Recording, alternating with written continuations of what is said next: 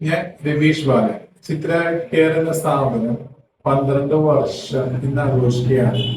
ഈ 12 വർഷം എത്തിപ്പെടാൻ ഞാൻ ഒരുപാട് പ്രയാസങ്ങൾ, ഒരുപാട് വഴികൾ, ഒരുപാട് ബാധകളെല്ലാം ചവിട്ടി കയറിയിട്ടാണ് ഞങ്ങളോട് എത്തിയിട്ടുള്ളത്.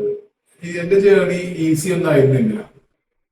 ഇത് തുടങ്ങുമ്പോൾ എനിക്കറിയില്ലായിരുന്നു ഞാൻ ഇന്ന് ഇത്രയും വലിയൊരു വിജയത്തിലേക്ക് എത്തുന്നുണ്ട്.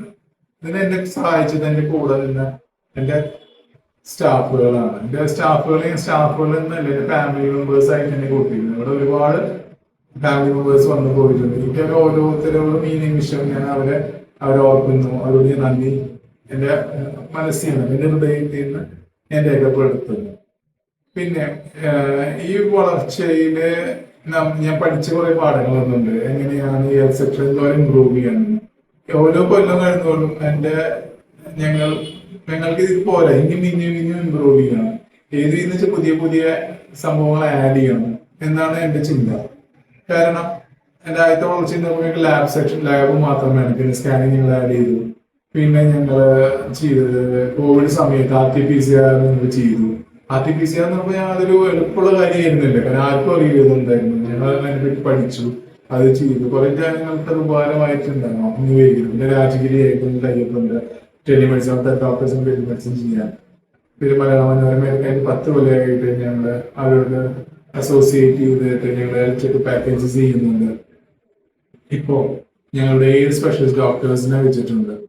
ഈ എല്ലാ ഡോക്ടേഴ്സും എല്ലാ വലിയ വലിയ ഹോസ്പിറ്റൽസ് ഡോക്ടേഴ്സാണ്. അവരൊക്കെ ഞങ്ങൾ സഹകരിച്ച് പോകുന്നുണ്ട്.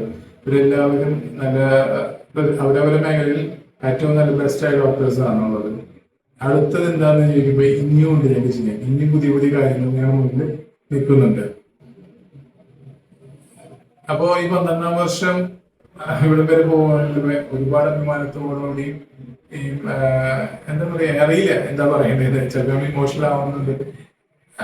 ബട്ട് ഭയങ്കര പ്രൗഡായ ഒരു പ്രസ്ഥാനം കൊണ്ട് നടക്കുന്ന ഒരു ഓണറിന്റെ ഇപ്പോഴത്തെ അവസ്ഥ അതാണ് ഞാനിപ്പോ. സോ എനിക്കറിയാതൊരു ലെങ്തി വീഡിയോ ആയിരിക്കും, ബട്ട് എന്റെ ഇമോഷൻസും എന്റെ സന്തോഷവും എന്റെ എല്ലാം ഞാൻ ഇതിൽ പങ്കുവയ്ക്കും. പക്ഷെ ഇതിന്റെ കൂടെ തന്നെ ഒരു ഏറ്റവും ഇമ്പോർട്ടൻ്റ് സംഭവം തോന്നുന്നു. എന്റെ കൂടെ നിന്ന് എന്നെ ഇവിടെ വരെ എത്തിച്ച ഞാൻ പേഷ്യൻസ് എന്ന് പറയാൻ ആഗ്രഹിക്കുന്നില്ല, എന്റെ ഡിയർ വൺസ്. നിങ്ങൾ ഓരോരുത്തരോടുള്ള നന്ദി എന്റെ ദൈവത്തിന്റെ ഭാഷയിൽ ഞാൻ പറയുന്നത്.